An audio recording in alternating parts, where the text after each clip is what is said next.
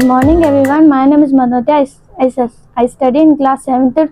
Today I am going to talk about time management for students. Time management means planning and organizing our time wisely to complete the task efficiently. It is one of the most important skill for the students because it helps us balance studies, hobbies, sports and rest.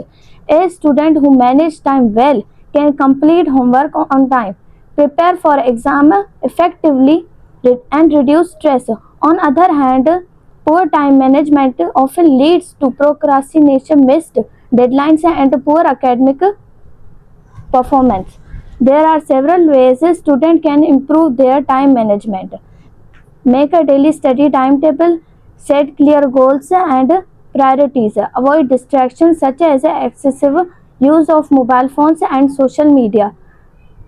Complete important tasks first. Take a short break while studying.